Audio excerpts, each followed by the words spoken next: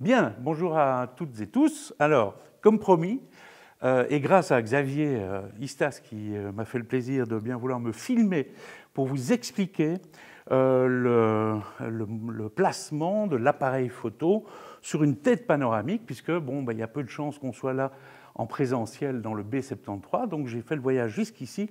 Je prends le matériel de l'école et je vous montre comment on doit procéder. Alors j'ai un appareil photo, celui de l'école, il n'a rien de particulier, sauf que peut-être vous voyez ici une petite pièce qui a été ajoutée, qui ne fait pas partie de l'appareil photo, mais bien de la tête panoramique qui est ici, tête panoramique au-dessus du trépied, d'accord? Et donc cette pièce va me permettre tout simplement d'attacher l'appareil photo. Voilà, je vais le faire devant vous. Voilà, donc je peux visser ici le boîtier sur un des rails, on va appeler ça comme ça, ici un premier rail qui est là, et qui permet effectivement d'avancer l'appareil photo ou de reculer l'appareil photo. Il y en a un autre ici qui soutient l'ensemble, et puis une petite roulette ici, que l'on peut avancer ou reculer également, à faire aller vers la gauche ou vers la droite, selon le type de boîtier qu'on a et le placement qu'on souhaite. Alors, concentration, on va d'abord, au tout début, incliner l'appareil photo vers le sol, donc à moins 90 degrés, si vous voulez, et on va faire en sorte de faire coïncider ce que l'on voit ici dans le viseur, donc le collimateur, le centre du collimateur, avec le centre de la petite croix qui est ici. Et donc, à ce moment-là, on est sûr déjà d'être positionné sur l'axe de rotation. L'axe de rotation, c'est évidemment ici la colonne du trépied. D'accord ? Ensuite, on va incliner tout simplement l'ensemble, comme ceci, à l'horizontale, c'est-à-dire à 0 degré, d'accord ? Voilà.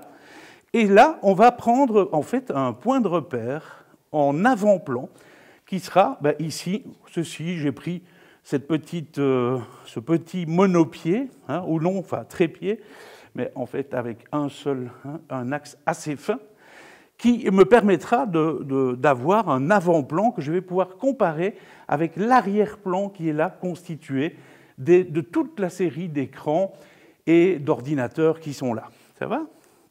Alors, je vais avancer un maximum, voilà, le plus près possible, c'est le mieux, voilà, comme ceci. Et donc, je suis très proche, évidemment, de cet avant-plan, d'accord ? Et donc là, je vais allumer... Voilà, l'appareil photo, le boîtier, je vais me mettre en live view et vous aurez l'occasion de visualiser ici sur l'écran même, qui a été placé là justement expressément. Donc je vais ensuite venir fixer ce câble qui me permet en HDMI de relier l'appareil photo qui possède une fonction vidéo à l'écran qui est ici à l'arrière-plan. D'accord ? Alors je vais placer ça, alors peut-être ce sera plus simple d'incliner comme ceci. Je vais venir là placer la fiche HDMI. Et voilà, vous avez donc l'HDMI qui relie l'appareil qui est ici et l'écran télé. Alors je vais démarrer en live view, ce qui me permet d'être en mode vidéo. Et après quelques secondes, vous allez regarder, on voit à l'écran, en fait, ce que l'appareil voit. Alors, pour le moment, j'ai un cache, donc forcément, on ne voyait pas grand-chose. Ah, voilà, l'écran est là et fonctionne. Donc, maintenant, je vous propose de regarder ce qui se passe sur l'écran. Ce sera plus simple. Regardez, si je me contente du placement, par défaut, on va dire, du boîtier sur la tête panoramique, regardez bien ce qui va se passer avec l'avant-plan très proche qui est en fait constitué par cette tige verticale, noire, on la voit bien à l'avant-plan. Regardez où elle passe, par exemple, dans la série des écrans, des chaises, des tables et tout ça qui sont donc à l'arrière-plan. Je vais bouger latéralement l'appareil photo, regardez bien, voilà, lentement, vous voyez, et puis encore un peu plus loin.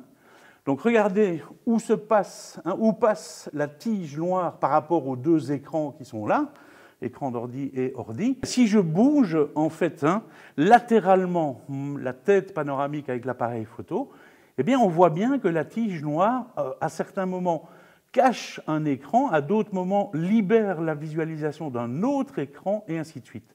En réalité, il y a un mouvement, un glissement de l'arrière-plan par rapport à l'avant-plan. D'accord ? Eh bien, c'est justement ce problème-là qu'on va essayer de régler. Comment ?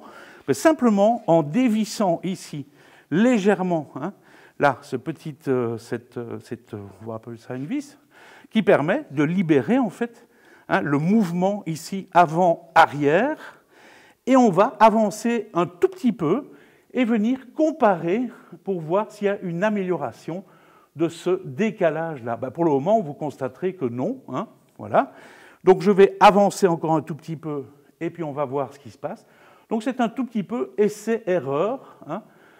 On essaye, on voit si on améliore. Si jamais on améliore et puis tout d'un coup ça devient beaucoup moins intéressant au niveau du placement, ben c'est qu'on a été trop loin. Eh bien ici donc on voit bien que la petite ligne noire qui est ici est en fait juste en dessous de la tige hein, qui est à l'avant-plan, d'accord ? Regardez, si je bouge maintenant un tout petit peu pour glisser hein, et amener la tige vers le bas, la tige noire est toujours au même endroit, exactement au même endroit, cette petite zone noire. Si je monte l'ensemble, vous voyez, elle est toujours là. Alors il y a un tout petit, peut-être un tout petit décalage, mais on n'aura jamais un avant-plan si proche que ça. Donc moi je considère ici que c'est tout à fait réglé correctement. Donc on a placé, si vous voulez, maintenant, non seulement l'appareil photo sur l'axe de rotation, premièrement, et deuxièmement, on a fait le nécessaire pour placer en fait l'appareil photo de façon à ce que l'axe de rotation, donc la colonne ici, hein, passe par l'objectif au niveau de ce qu'on appelle la pupille d'entrée de l'objectif, c'est-à-dire le point nodal, on appelle ça également le point nodal. De cette façon-là, je peux encore un toute petite vue sur l'écran, ben, si on décale et qu'on fait une photo ici, puis une photo ici, puis une photo ici, ben, on sera à chaque fois dans les mêmes conditions pour faire un montage correct de l'avant-plan et de l'arrière-plan. Alors que si on prend par exemple un appareil photo, qu'on le tient comme ça à main levée devant soi, ben forcément on ne sera pas sur l'axe de rotation qui est notre corps dans ce cas-là, et donc on va avoir un décalage qui sera irrécupérable au niveau du montage. Voilà. On peut considérer que de cette façon-là, les photos seront correctes. Et alors, bien, pour vous aider et pour garder une trace en fait que vous pouvez éventuellement imprimer hein, chez vous, eh bien, sachez qu'il existe un PDF que j'ai mis en ligne en septembre 2004. Donc, c'est pour ça que je parais un peu plus mince à l'époque. Je n'avais pas encore arrêté de fumer.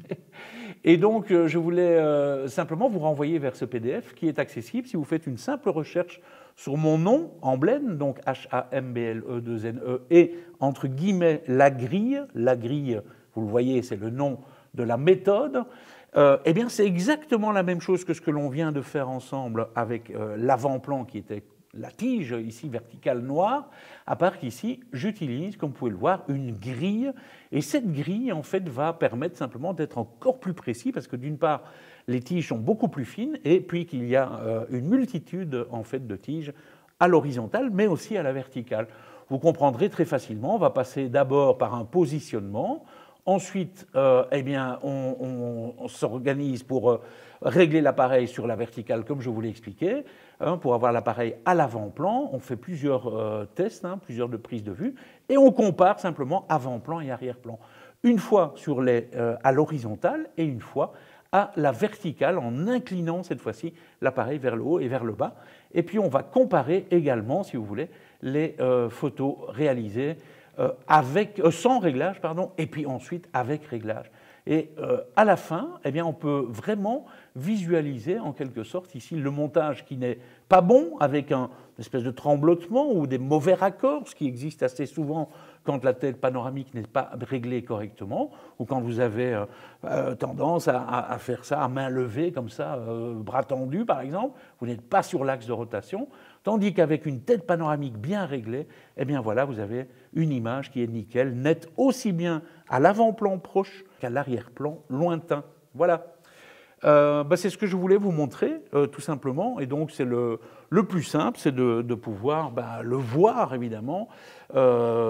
J'espère que c'est clair pour vous. Si ce n'est pas clair, eh bien, je serai toujours là, évidemment, pour répondre à vos questions. Voilà, merci pour votre attention, à bientôt.